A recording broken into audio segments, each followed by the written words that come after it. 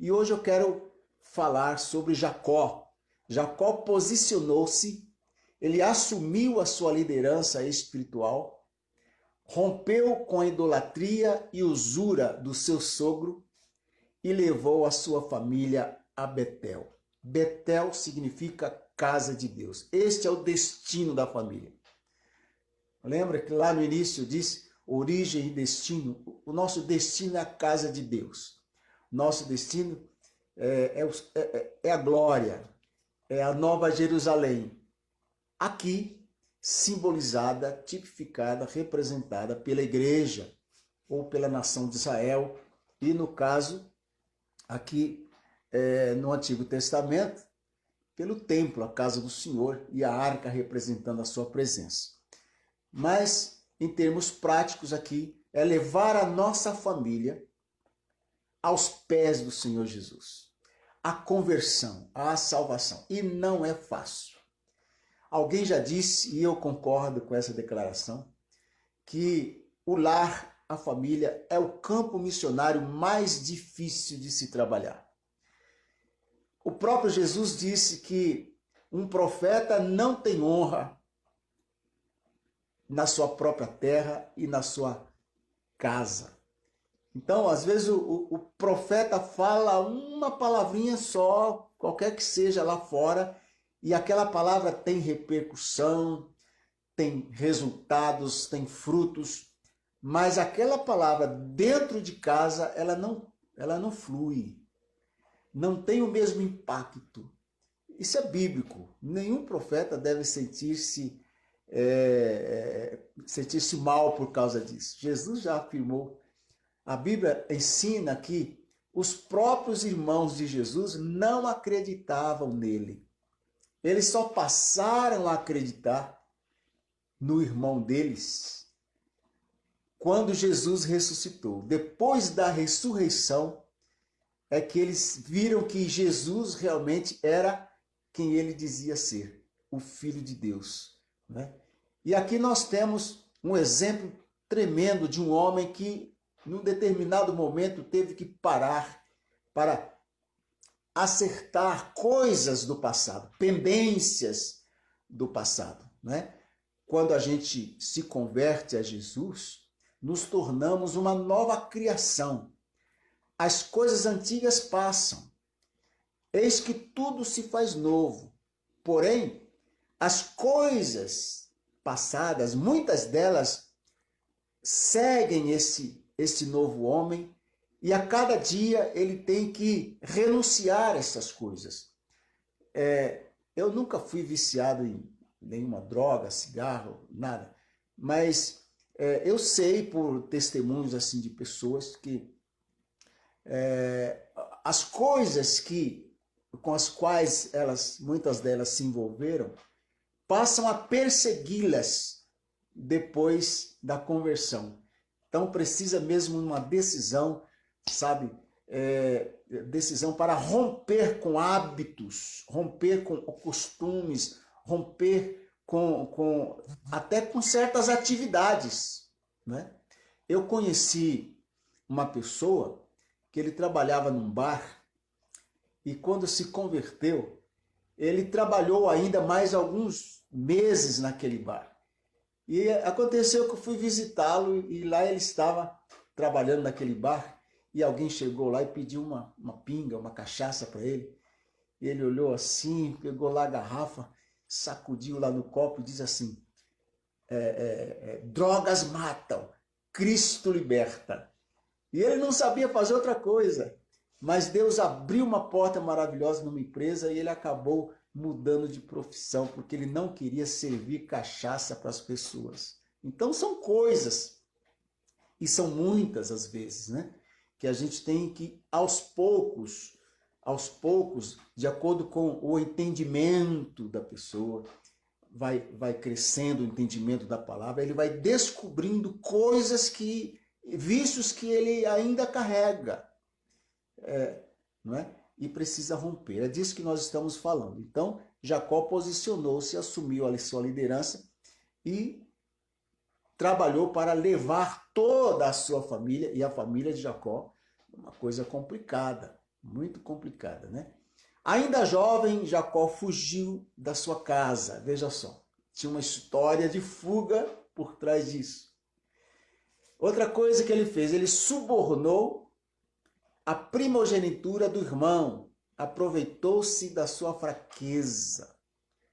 A mãe havia colocado isso na cabeça dele, mas na verdade, lá atrás havia uma profecia. Deus, sabendo de todas as coisas, o Senhor já profetizou, né? Já deu essa palavra profética para o pai. Falou, olha, esse menino, ele vai ser o menor, vai nascer por último, né? Saiu, era irmão gêmeo de Esaú, mas nasceu por último. Então, por isso, considerado menor. Quando Deus disse, olha, 2 nações há no ventre da tua mulher. E o menor, o maior vai servir o menor. Não é que Deus predestinou isso. Deus, conhecendo isso, já avisou, né? Já disse para o pai de Jacó e de Esaú, vai acontecer isso. E não deu outra, aconteceu mesmo, né? Então, ele subornou o irmão, aproveitou-se da sua fraqueza, saiu de casa com um relacionamento rompido com seu pai e com seu irmão. Sua esposa morreu prematuramente. O filho do seu grande amor foi vendido. Veja só, quantas coisas aconteceram na vida de Jacó. Mais algumas características e fatos da vida de Jacó que se relacionam com muitos de nós hoje. Primeiro, eu quero citar uma verdade. Ele nasceu para multiplicar, né? Olha, nesse multiplicar aqui, há pessoas que falam de multiplicar finanças, de riquezas, prosperidade. Também, né? Haja visto, ele se tornou muito rico. Mas o texto em si, a palavra em si, crua, sem qualquer outra interpretação, está falando de multiplicar como nação, como povo. É um crescimento numérico, não um crescimento financeiro, viu, gente? Eu falo porque tem gente usando isso aqui para pregar riquezas, para pregar prosperidade. Não estou dizendo que essas pessoas estejam erradas, porque Jacó também prosperou muito, porque a bênção da prosperidade financeira acompanha a bênção de Abraão sobre Jacó. Mas nessa questão, nesse texto que estamos examinando, fala de crescimento como nação. Deus quer que as famílias cresçam. A palavra de Deus diz que não haverá no meio de nós aquela que aborte, né? Não quero aqui entrar em detalhes de vários casos que a gente conhece, mas está escrito. Está escrito, nós cremos, por isso falamos, tá? Gênesis 25, 23 diz, e o Senhor lhe disse, 2 nações há no teu ventre.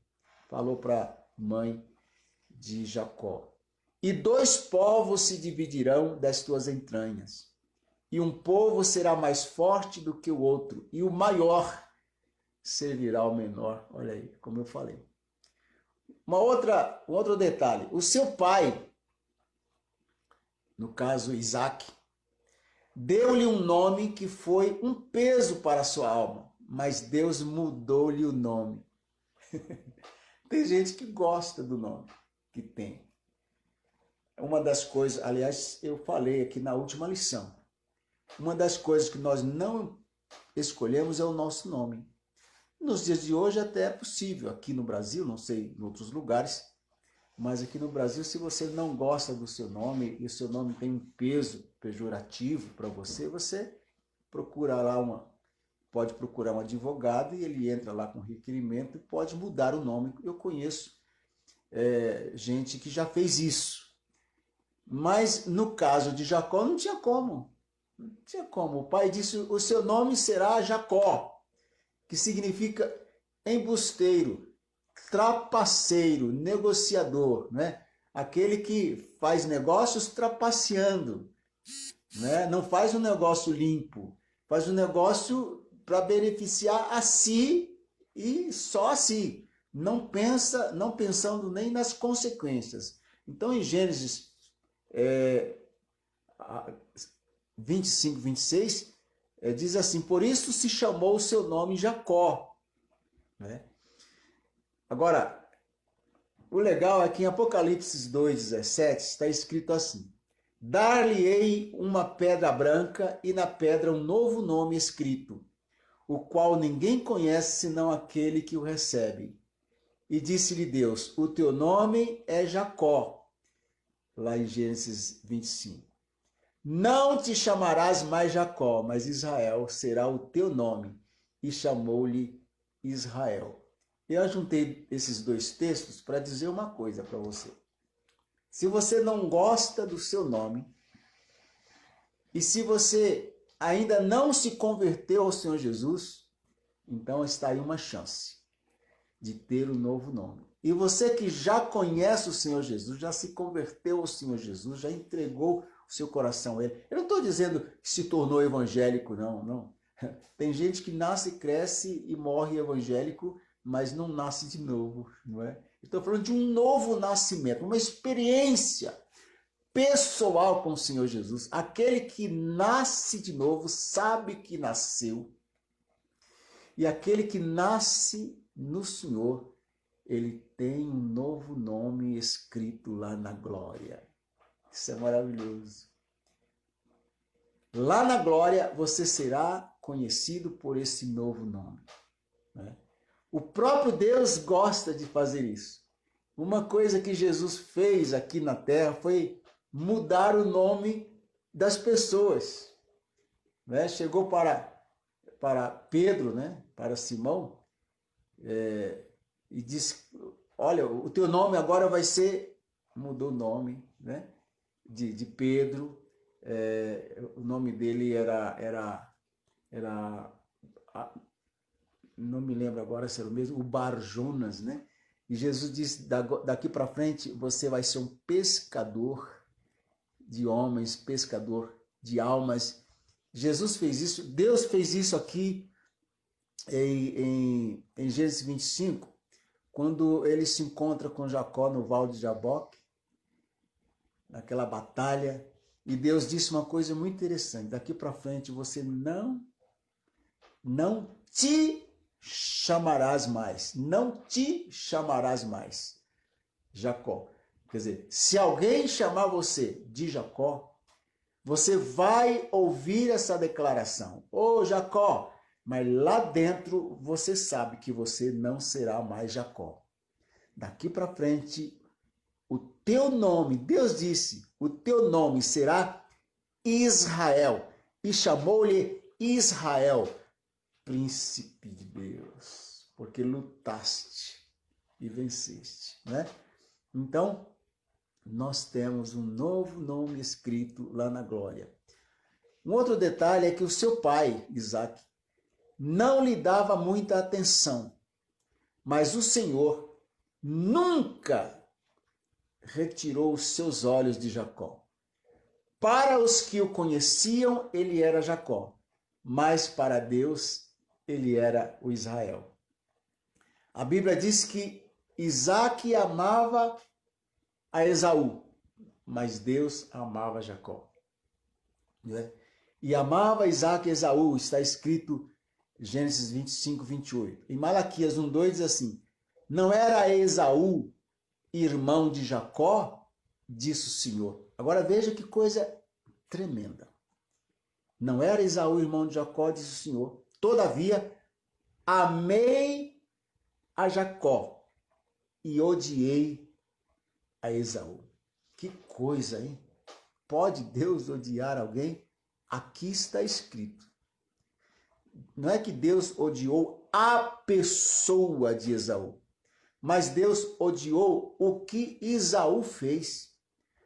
Lá em Hebreus capítulo 12, nós entendemos melhor quando lemos lá, porque quando o apóstolo que escreveu, ele fala sobre a amargura, ele diz, tendo cuidado para que nenhuma raiz de amargura brotando vos perturbe e contamine os que estão perto, como Esaú fez.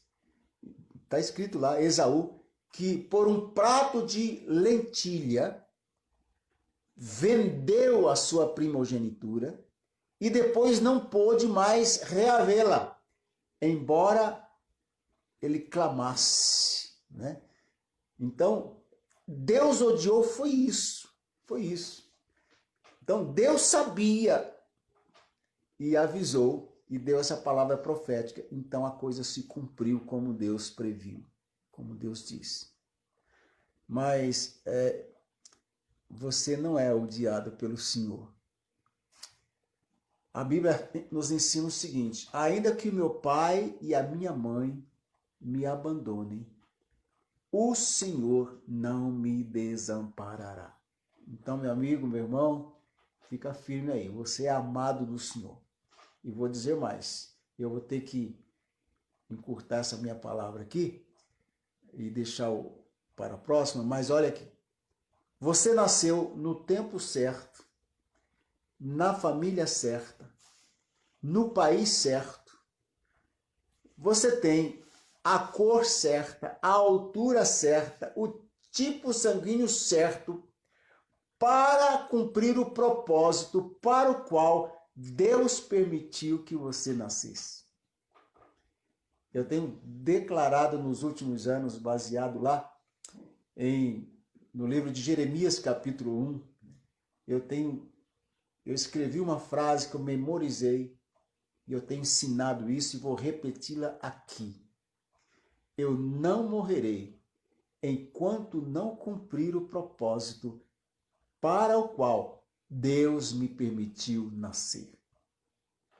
Então veja só, você não é fruto do acaso, você nasceu por um propósito. Tem gente que diz assim, mas e aquele que nasceu, ou aquela que nasceu fruto de um estupro, não sei o que lá, bababá, né? Olha, Deus é tão fiel à sua palavra, ele ordenou que cada vez que a semente do homem juntar-se com o óvulo da mulher, essa semente vai fecundar e ali vai gerar uma nova vida. Um novo ser vai ser gerado, formado ali. Então, se o motivo, né, que levou esse espermatozoide encontrar-se com esse óvulo foi um motivo que não se adequa com a palavra de Deus, foi fruto de um relacionamento que não deveria ter acontecido, o problema vai ser do homem, mas Deus cumpriu a sua palavra e este ser gerado, é por isso que eu digo, olha, pode ser filho de um adultério, mas a criança não tem culpa. Deus está ali, cuidando daquela vida. O pecado é outra coisa, não vamos falar sobre isso. Mas a vida, essa vida que nasceu, você é fruto de um propósito de Deus. Creia nisso. Você nasceu no tempo certo, para um propósito certo. Assim como Jacó. Jacó nasceu no tempo certo. Jacó e Esaú não poderiam ter nascido agora. Não. Se nascessem agora, né, outros teriam que ter cumprido esse papel. Tá? Então você vai cumprir esse papel. Tá? Você não morrerá enquanto você não cumprir o propósito para o qual Deus permitiu você nascer. Isso é muito importante, principalmente nesses dias aí de pandemia, né? Faça tudo o que tem que ser feito, se proteja, guarde-se, porque você não pode morrer antes. Deus não vai permitir que o diabo te mate antes, viu? Deus não vai permitir.